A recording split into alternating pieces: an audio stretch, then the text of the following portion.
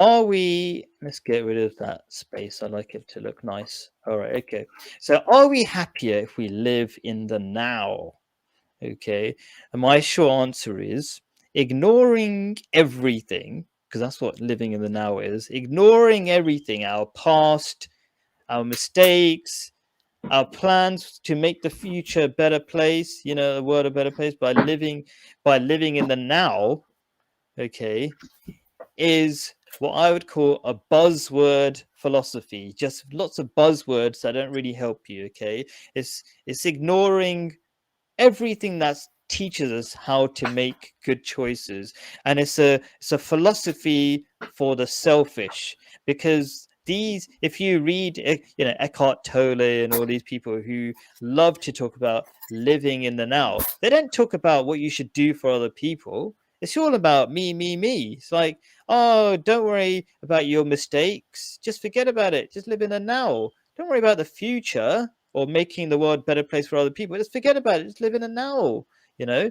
So it's not about responsibility, which is what all the ancient religions would actually talk about. That's how they're really different to these new age philosophies of me, me, me. And they're really, just to finish off, the reason why they're popular is because they're popular to a sick society that is about individualism and me, me, me, in a society that is so sick that um, one of the main causes of death are suicide, because people hate themselves so much now, or they can't stand their lives anymore. So that's just my thoughts about the living in the now, my problem with it. Your thoughts? So I've got a question for Alika. Yeah.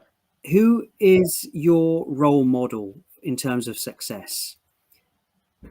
In Islam, the role model for women is obviously Jesus' mum, Mary. She, in the Quran, it says she's your role model. She and I think it was Pharaoh's wife. Yeah, but the higher Uh, one is Mary. Yeah. The yeah. weakest So example is Pharaoh's wife. Yeah. yeah, that's two examples. So I'm just interested in who are our role models for being successful. With regards to are we happy? Are we happy if we live in the now? Um, and carrying these burdens of the past. Well, God's all forgiving. So no matter how many times I've been naughty, and how many times I've been disobedient to Him, and all my like history of stuff, behavioral deficiencies, uh, He's all forgiving. So that's cool. That means that is like a reset button. That means doesn't mean that I can just carry on doing, but it's one less burden for me. Um, Now, what are we happy if we live in the now? I think that the prophets, they would have sleepless nights worrying about others. I mean, do we in this modern age, am I worried about, like, say, myself, or do I have sleepless nights because the coral reefs are, dying and there are people starving in Africa? Do I have sleepless nights about that? Do I spend my time and my energy and my money trying to think of better their welfare and praying for them? Or do I spend it all on, a nice new coat for myself, or a nice new leash for my dog? And so being a Muslim or being a Christian or being a religious, moral, ethical person is very hard. It's not easy. It's not just a case of, well, I'm going to sign up to be, uh, a religious person. It's well hard. It's like becoming Olympic gold medalist. And by order of magnitude, the higher, the more you achieve in that area, to get to the next rung, it's even harder. So we talk about our responsibilities to our parents, to our neighbors, to our office, to people in my work, to the people, it's just so hard to. And I think that what happens is you get sorted out in life.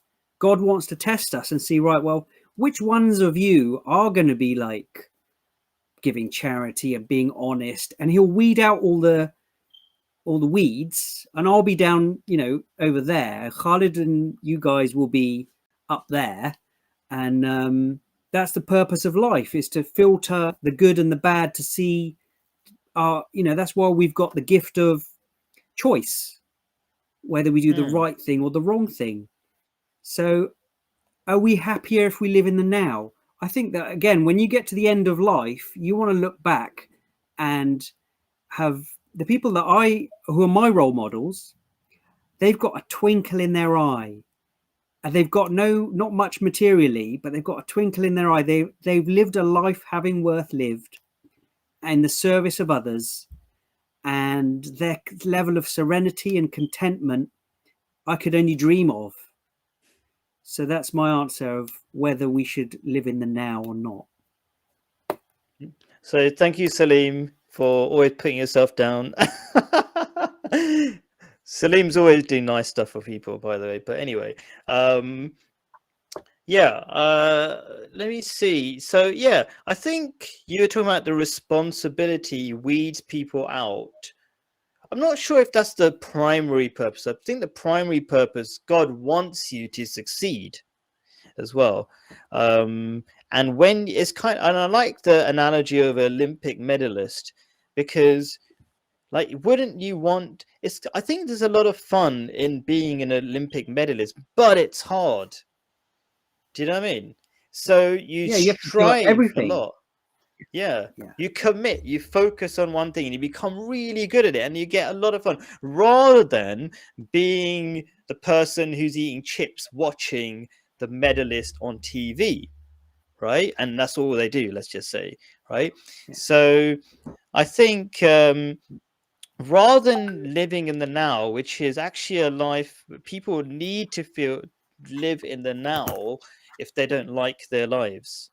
But if you really care about your life, then you're going to learn all the lessons you can from the past. You are going to care about the past. You're not going to regret the past. You're going to be like, you don't really regret it, because everybody makes mistakes, but you go, right, how can I learn from that? Do you know what I mean? People, and you get really excited, like, oh, I learned another lesson. Life's going to be better tomorrow because I learned a lesson. So yeah, something like that.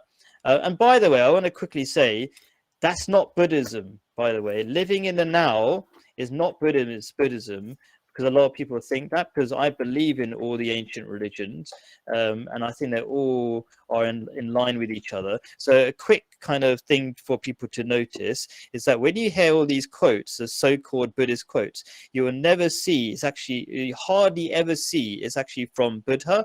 Buddha, his quotes are really deep and complicated. The simple things, living in the now, they're just like Eckhart Tolle and people like him who are just making stuff up in his name. So do watch out for that. If you want a real Buddhist quote, like real quote from Buddha, just search that. Anyway.